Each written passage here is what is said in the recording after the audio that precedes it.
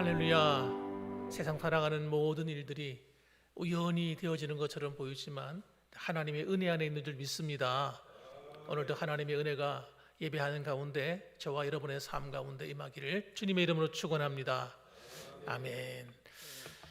오늘 저는 본문의 말씀을 가지고 복 있는 사람 세 번째, 온유한 자에 대해서 말씀을 나누겠습니다. 온유한 자는 어떻다고요? 복이 있나니. 어떻게 된다고요? 그들이 땅을 차지하게 된다. 이렇게 말씀합니다. 이 온유한 자까지 가려면요, 좀 생각을 좀 해봐야 돼요. 그냥 온유한 자 이렇게 가지고는 우리가 진리를 깨닫기 어렵습니다. 예수님을 믿는다는 것이 무엇일까? 그것부터 생각해봐야 돼요. 처음으로 돌아가야 돼요. 처음으로. 여러분, 예수님을 믿는다는 게 무엇일까요? 한번 생각해 보세요. 특히 신앙생활을 처음 하시는 분들은 이것이 분명해야 됩니다. 예수 믿는 게 뭘까? 이게 분명해야 돼요. 또 오랫동안 예수 믿으신 분들도 마찬가지예요. 왜냐하면 오랫동안 신앙생활을 하다 보니까 그게 그거고 늘 그렇겠지 하고 그냥 지나가기 때문입니다. 예수 믿는 게 뭐예요? 하고 서로 물어보시면 뭐라고 대답하실래요?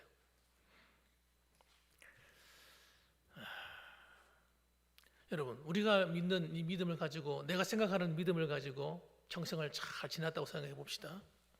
그런데 어느 날 천국 문 앞에 가가지고 천국 문을 열고 들어가려고 하는데 하나님께서 하시는 말씀이 나는 널 몰라. 나는 널 모른대요. 정말 곤란한 일 아니겠습니까?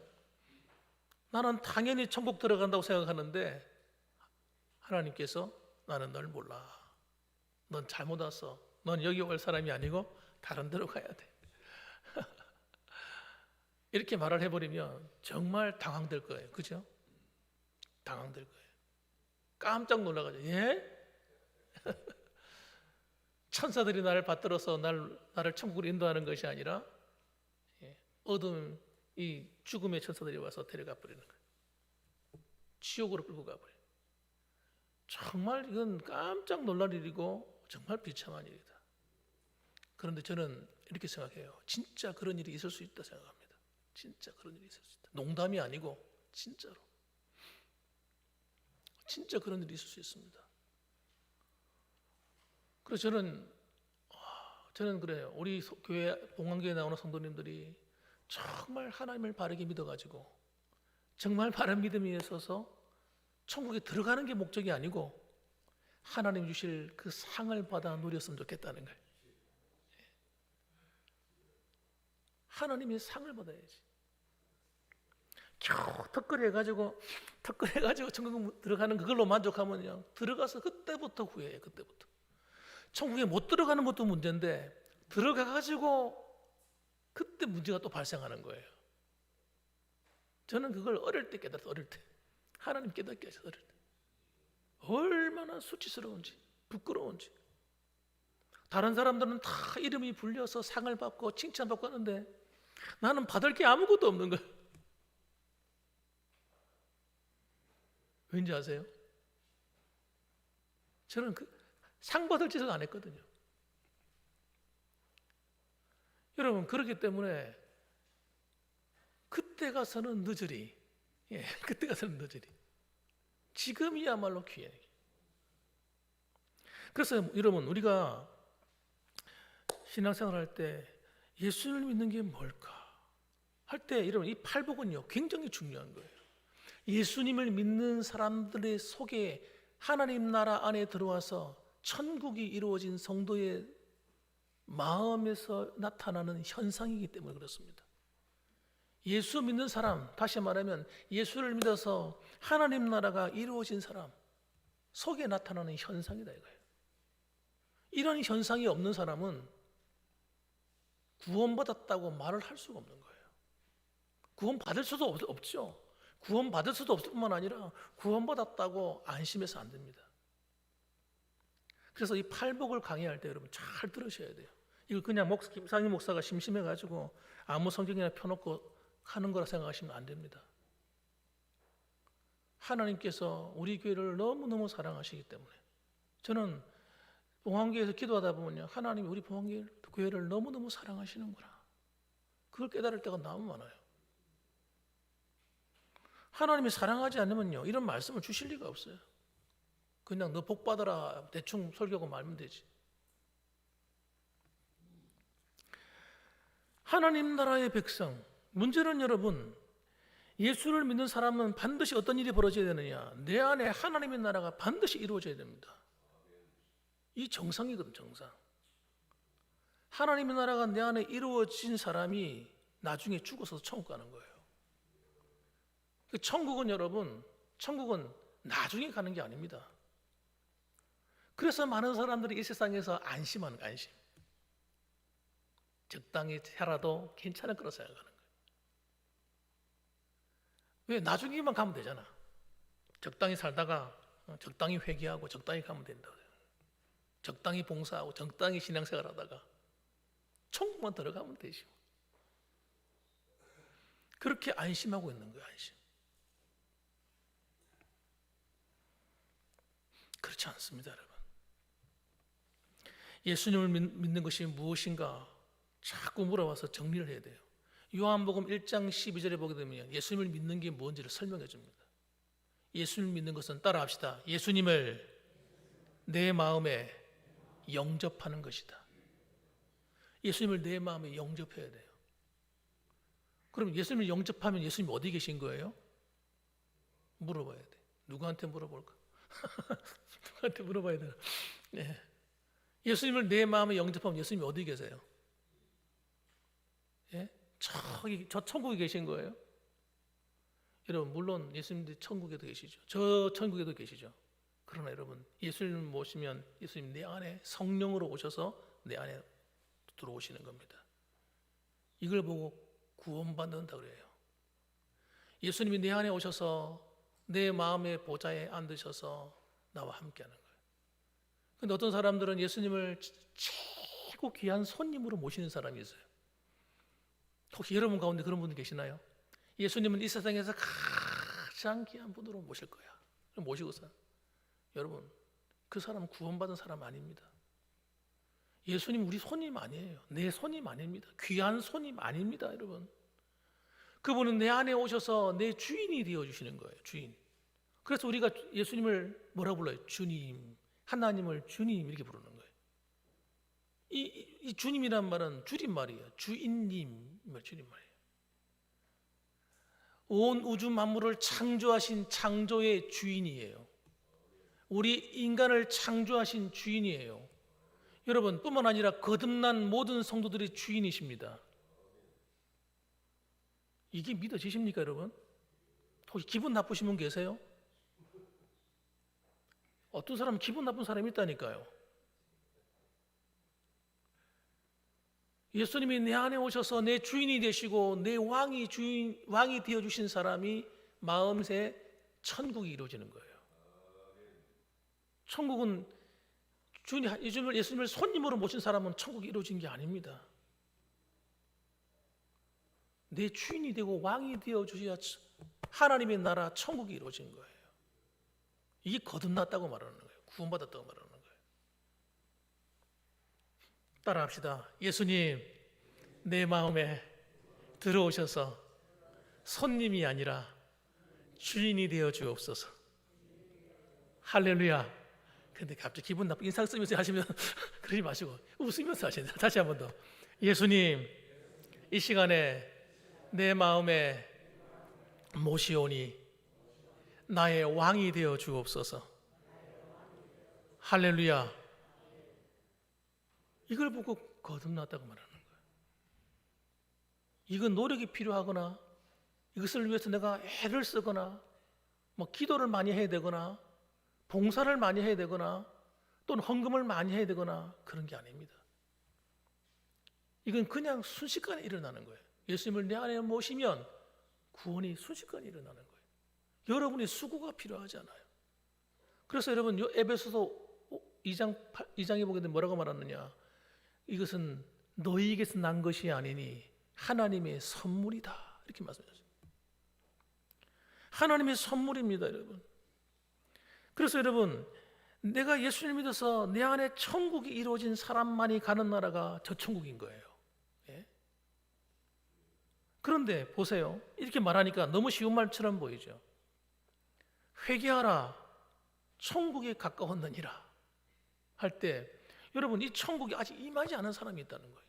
교회를 다니는데도 불구하고.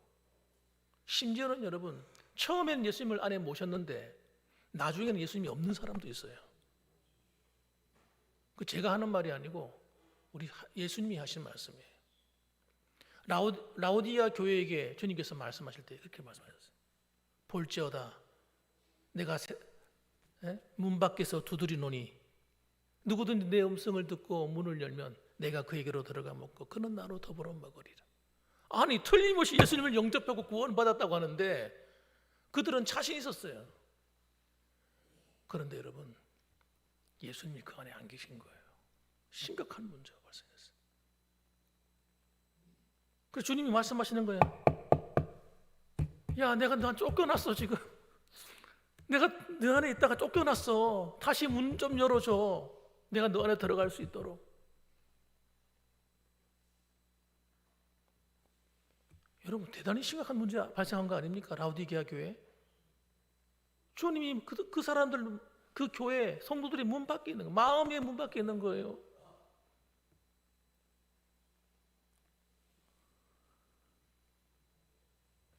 왜 그런 일이 벌어졌을까요? 예수님을 자기의 구주로 처음엔 시작했는데 나중에는 주인이 바뀌어버린 거예요. 처음엔 주인이 예수님이었는데 나중에는 주인이 뭐가 돼요? 세상의 성공, 물질, 세상의 자랑, 나중엔 자기 자신이 왕이 되어버린 사람들. 그런 사람의 특징이 딱 있습니다. 교회 딱 보면요, 자기가 왕이 된 사람은 절대 하나님께 굴복하지 않습니다. 하나님 말씀 전에도 굴복하지 않아요.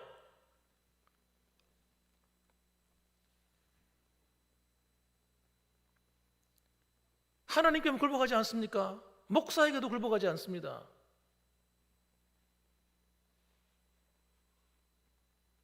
여러분, 장로, 권사, 집사 서로 손들기도 머리 숙이지 않아요.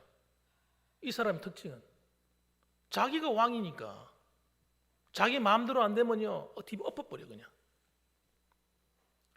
자기 마음대로 해요. 자기 마음대로. 자기가 신이 된 사람. 이런 사람이 교회 주인 되면 교회에 따라좀 자기가 주인이기 때문에 목사도 쫓아내고 마음에 안 드는 성도 있으면 내쫓아버려. 머리를 들여받아가지고 염소처럼. 상대방이 상처받든지 안 받든지 아무 마음에 상관이 없어요. 내가 하고 싶으면 하고 봐야지. 이런 사람은 여러분 굉장히 심각한 사람입니다. 대단히 심각한 거예요. 자기가 왕이 된 자. 그러니까 여러분 그런 사람은 하나님을 두려워하지 않습니다. 하나님을 두려워하기 뭐하고 하나님을 두려워해요. 하나님을 무서워하지 않아. 그래서 죄를 지어도 그게 죄인 줄도 모르고요. 악을 행해도 악인 줄 모릅니다. 하나님께 불충해도 두렵지 않습니다. 그 사람은. 그러니까 변화가 일어나지 않습니다. 굉장히 무서운 일이 벌어진 거예요. 그 사람은 하나님의 사람이 아닙니다. 하나님의 사람 아니에요. 생각해 보세요. 그 사람이 천국이 이루어지지 않았는데 구원받은 사람 맞습니까? 주님이 왕이 안 되어 있는데 구원받은 건 맞아요?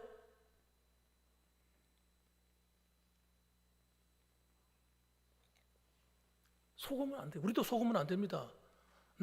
저도 마찬가지. 목사로서 스스로 이렇게 안 속아야 돼요. 안 속아야 돼요. 예수님 믿어 내 안에 주님을 영접할 때 일어나는 변화가 있어요. 예수님 믿어서 주님을 내 안에 영접할 때 일어나는 변화. 그것은 뭐냐? 따라합시다. 나의 죽음이다. 내가 죽는 거예요. 예수님을 믿는다고 하는 것은 내가 죽고 주님이 내 안에 사시는 겁니다. 이 말을 너무 가볍게 듣는 사람들이 너무 많아요. 예수 믿어도 내가 살아있는 사람이 너무 많아. 그래서 저는 걱정이 돼요. 저 사람 과연 천국 갈 수 있을까? 나중에 죽어서 하나님 나라 들어갈 수 있을까? 전 걱정된다.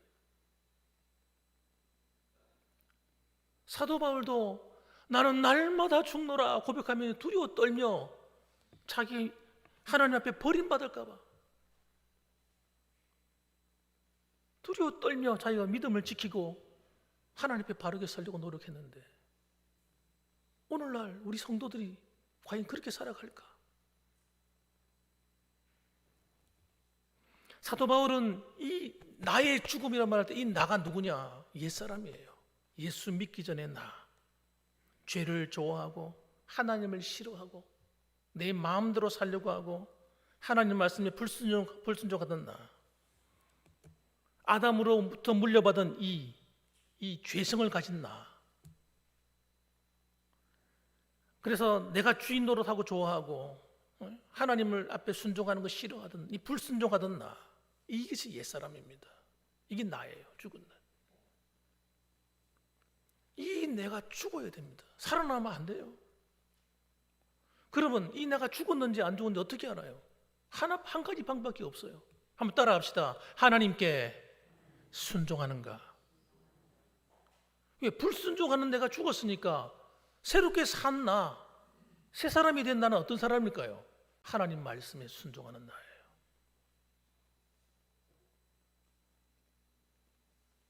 여러분 어떻게 생각하세요? 이 옛사람이 죽은 사건이 뭡니까? 십자가 사건이에요. 십자가 사건. 주님과 함께 내가 죽는 거, 못 박히는 거. 이제 그래서 더 이상 이제 내가 산 것은 내가 산 것이 아니라 주님이 사셔서, 주님이 사셔서 주님이 인도하시는 대로, 주님이 이끄시는 대로 살아가는 나. 이런 인생은요 실패가 없어요. 실패가 있을 수 있겠어요? 하나님이 내 주인 되어 주신 사람인데 그 사람의 삶을 하나님이 다스리는데 누가 함부로 건드리기를, 안 그렇습니까? 여러분 안 그래요? 대답 좀 해보세요.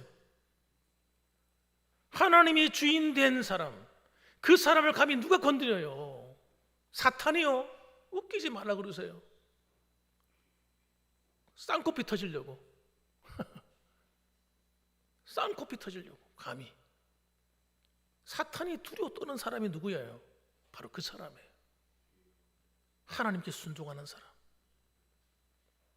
하나님께 복종하라, 그리고 마귀를 대적하라. 그러면 물러가리라. 하나님께 순종하지 않는 사람은요 마귀의 밥이라니까. 밥. 예수 믿는다고 포음을 잡아도 소용없어요. 아무리 형식을 치르고 아무리 봉사하는 척하고 아무리, 마귀의 밥이야. 마귀의 밥.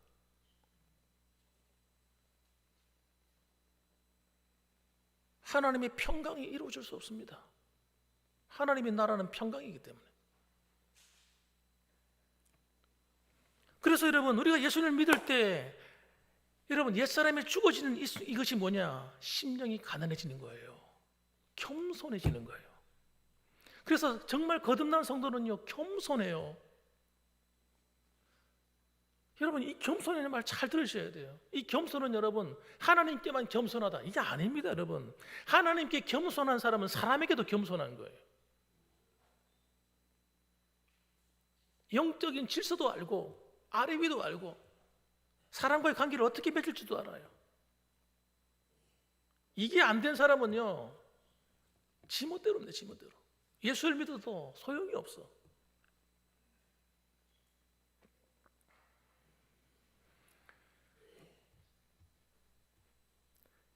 심령이 가난해서 겸손이 낮아져서 이렇게 말하는 거예요. 주님, 나는 죽었습니다. 주님이 나의 주인이요 나의 왕이십니다. 나를 다스려 주십시오. 말씀만 하십시오. 내가 순종하겠습니다. 이렇게 되는 거예요. 그래서 주여 하고 부르는 거예요. 주여는 뭐 기도할 때 폼 안에 운율 집어넣기 위해서 주여 하는 게 아닙니다, 여러분. 박자 맞추기 위해서 주여 이렇게 하는 기도하는 게 아닙니다. 나를 낮춘 거예요. 낮춘 사람에게 임하는 게 뭐냐? 은혜예요. 자기를 낮추지 않는데 은혜가 임할 수가 없어요. 임했다면 가짜 은혜야. 그거는. 절대 은혜 그렇게 임할 수 없습니다. 내가 죄인입니다. 이 고백이 살아있어야 돼요. 여러분, 왜냐하면 우리가 잘나서 구원받은 거 아니거든요. 아까 말씀드렸잖아요. 구원은 선물이라고 말씀드렸잖아요. 내가 의로워서 구원받은 거 아니기 때문에 내가 왜 회개해야 돼? 내가 뭐 잘못했다고? 이렇게 마음의 심보를 가지고 신앙생활하면 큰일 나는 거예요. 큰일 나는 거. 은혜가 깊은 사람일수록 깨닫는 게 뭐냐? 죄입니다. 죄. 그래서 애통이 오는 거예요. 그러니까 겸손하지 않는 사람은 애통이 올 수가 없습니다. 자기를 죄인이라고 고백하지 않는 사람에게는 애통이 오지 않습니다. 애통이 뭡니까? 슬픔이에요. 무슨 죄에 대한 슬픔이에요. 아, 죄 때문에 내가 멸망에 이르게 되었구나. 죄 때문에 나는 지옥 가게 되었구나. 죄 때문에 나는 하나님의 심판 아래 있는 거구나. 이 죄의 무서움을 깨닫아야 돼요. 그래서 우는 거예요. 하나님 앞에서. 하나님, 내가 죄인입니다. 내가 잘못했어요. 내가 잘못 살았습니다. 잘못 생각했습니다. 잘못 말했습니다. 잘못 행동했습니다. 이 회개가 일어나야 되는 거예요. 그러니까 주일은 뭐 하는 날입니까? 애통하는 날이에요.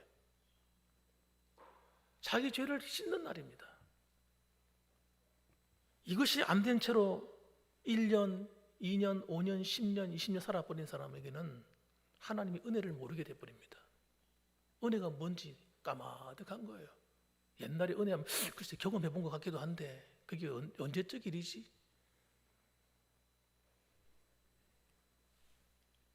그래서 하나님께 불순종하게 되는 겁니다. 자동적으로 불순종하게 돼. 옛사람이 살아나가지고. 그래서 여러분, 다른 사람을 볼 때 절대 좋게 볼 수 없습니다.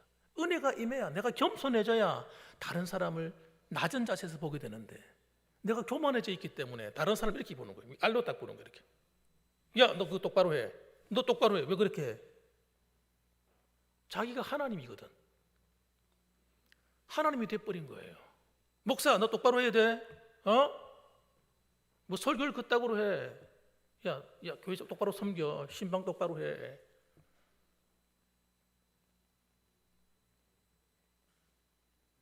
여러분, 이렇게 생각하는 사람이 한두 사람이 아니에요. 교회 안에.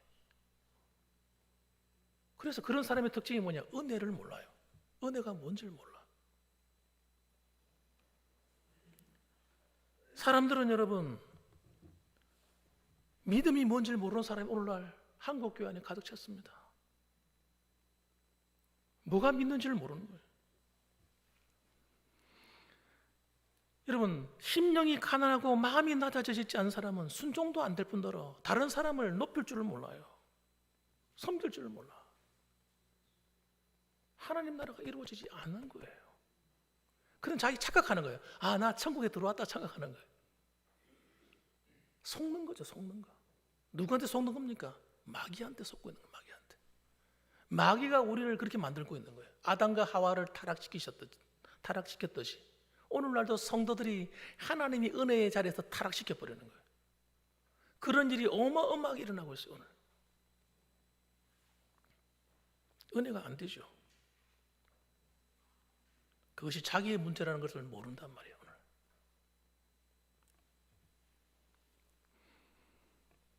심령이 가난한 자는 복이 있나니 천국이 그들의 것이며. 이 말이 무슨 말인지를 못 깨닫는다니까요.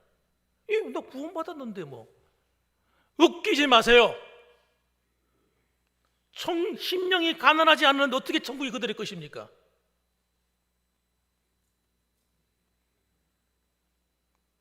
속으면 안 됩니다, 여러분. 자신의 죄가 깨달아지지 않는 사람 회개하셔야 돼요.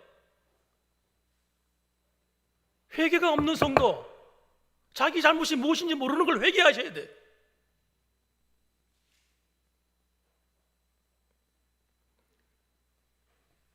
회개의 애통의 눈물이 말라버린 성도, 위험한 신호예요. 위험한 신호. 내가 잘못한 게 없어서 그런 게 아닙니다, 여러분. 내가 죄가 없기 때문에 회개가 안 되는 것이 아닙니다, 여러분.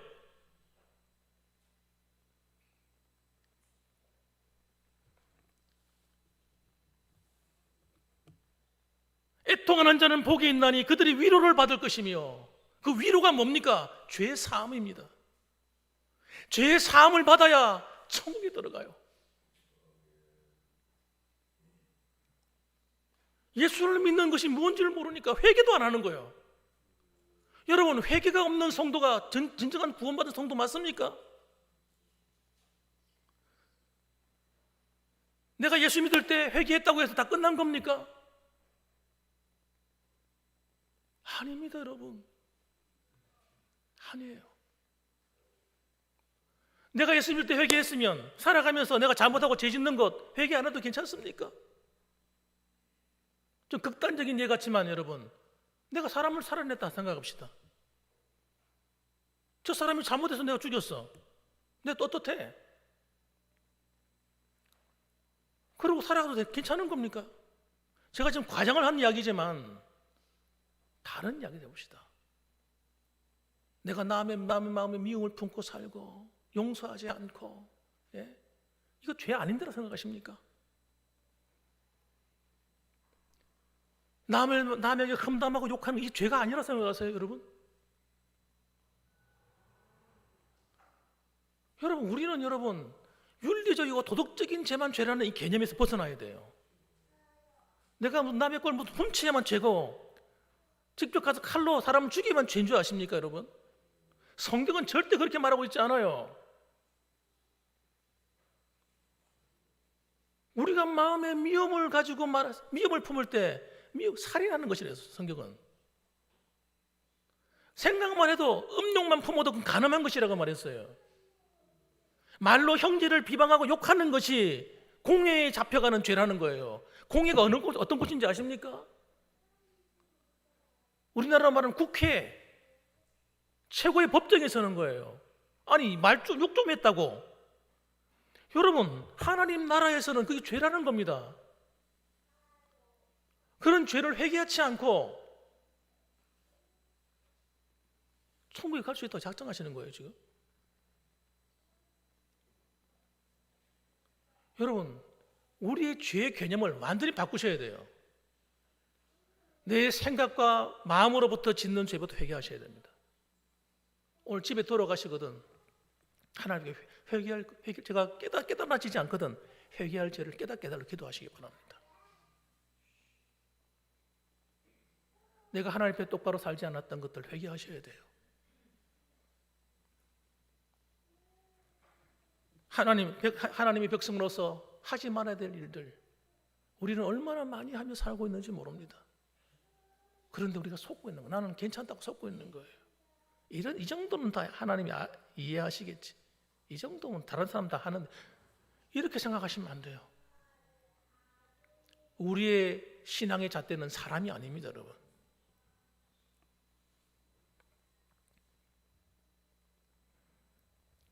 죄의 자각이 일어나지 않는 상태가 대단히 위험한 겁니다. 회개의 눈물이 말라버린 사람이 대단히 위험한 거예요. 그 신앙생활 잘하는 거 아닙니다, 여러분.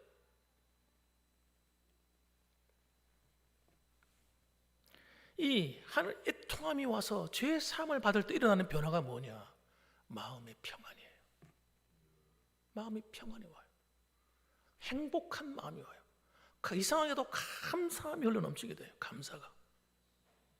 여러분, 그래서 여러분, 우리 천국에 들어가기 전까지 우리는 이 땅에서 살아오면서 내가 범했던 모든 죄를 회개할 필요가 있습니다. 회개할 필요가 있어요. 회개가 없는 성도는 진짜 성도 아닙니다. 그래서 구약에도 보게 되면 구약에 복음이 없었는지 아십니까? 구약에도 똑같은 복음이에요. 구약에도 여러분 아브라함도 믿음으로 의롭다함을 받았어요. 믿음으로 구원받아요. 죄 사함도 피가 있었어요. 짐승의 피긴 하지만 피를 흘려서 죄 사함 받는 거예요. 대가를 치러야 되는 거예요. 죄는 여러분 반드시 대가를 가져옵니다. 여러분이 이 세상 살아가며 짓는 죄 대가가 없다고 생각하십니까? 있어요. 여러분, 그러므로 죄를 함부로 짓는 것을 여러분 방임해 두시면 안 됩니다. 내 인생을 다 불행하게 만들기 때문에. 그래서 이 회개가 일어날 때 마음밭이 갈아엎어져서 여러분 마음이 옥토가 되면서 여러분 우리의 인격이 바뀌기 시작하는 거예요. 그때부터 인격이 바뀌어요. 인격이 예수 믿는 사람의 모습이 나타나기 시작해요. 그 첫 번째가 뭐냐? 따라합시다. 온유함. 온유해지는 거예요. 이건 태어나면서 부모로부터 물려받은 성품이 아닙니다. 쟤는 보니까 성품이 참 좋아, 착해, 이런 게 아니에요. 예수를 믿어서 회개함으로 말미암아 내가 하나님께 머리를 숙여 순종하기 때문에 온유해요. 원래 내 모습으로는요 온유하지 않은 사람이야. 김상희 목사 온유한 사람 아닙니다. 못됐습니다. 못돼 처먹었습니다.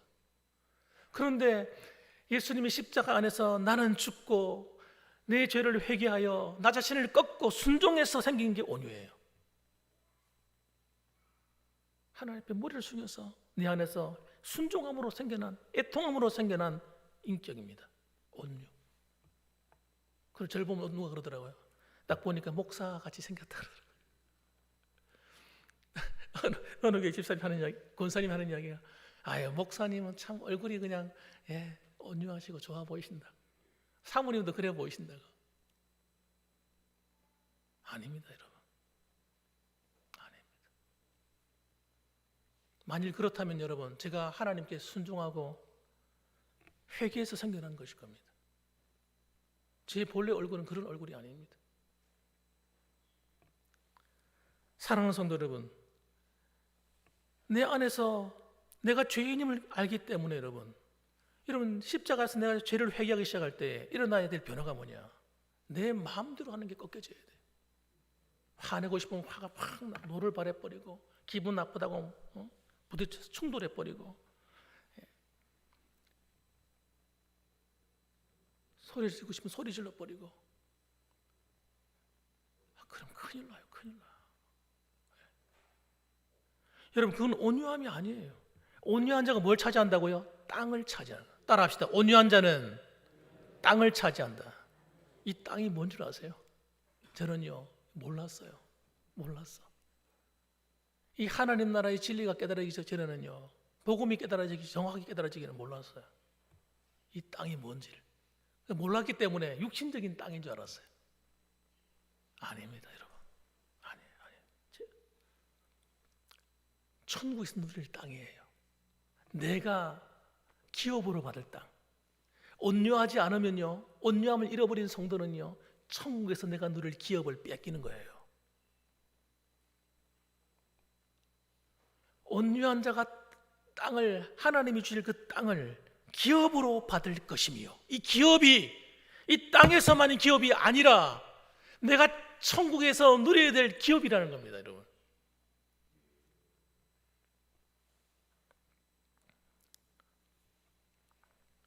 그래서 여러분 우리가 나 자신의 죄를 깨닫고 회개할 때 내 이 거칠던 인격이 깨어지고 녹아지기 시작합니다. 그래서 순종이 되고 복종이 되는 거예요. 그렇게 할 때 일어나는 이 마음의 변화, 성품의 변화가 온유합니다. 이 말입니다.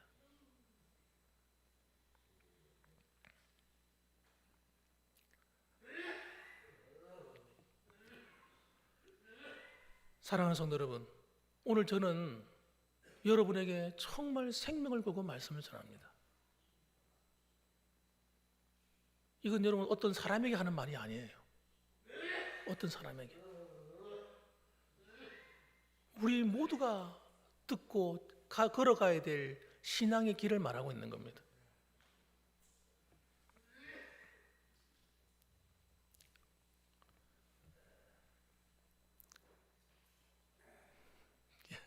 괜찮으세요 이제?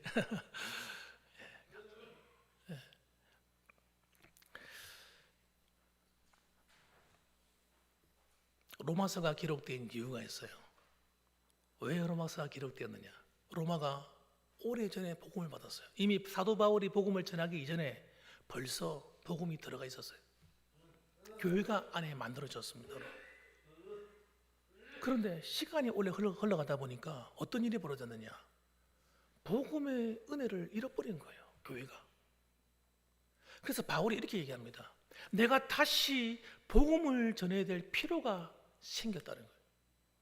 그래서 이 로마서를 기록하게 되었다고 얘기합니다. 여러분, 오늘날 우리 한국 교회가요, 다시 복음을 들어야 될 때가 되었어요. 그래서 복음이 본질을 잃어버리고 신앙생활하고 헤매고 있는 성도들이 한두 사람이 아닙니다. 교회에서 목사님들이 복음을 제대로 못 가르칩니다. 사랑하는 성도 여러분, 우리 앞에 나가면 앞에 비석이 하나 세워져 있습니다. 기념비가 세워져 있습니다. 그 기념비에 뭐라고 써 있는지 기억하십니까? 다시 복음으로입니다. 우리 봉황교회가 다시 복음으로 돌아갑시다. 다시 복음으로 돌아가서 다시 성령의 역사가 일어나고 말씀의 역사가 일어나서 하나님의 나라를 이루어드리십시다, 여러분. 우리 봉황교회로부터 시작해서 우리 이 군이 복음화되고 정말 이 대고치가 대한민국이 온 세계가 다시 복음으로 불타오르길 주님의 이름으로 축원합니다. 아멘. 기도하겠습니다.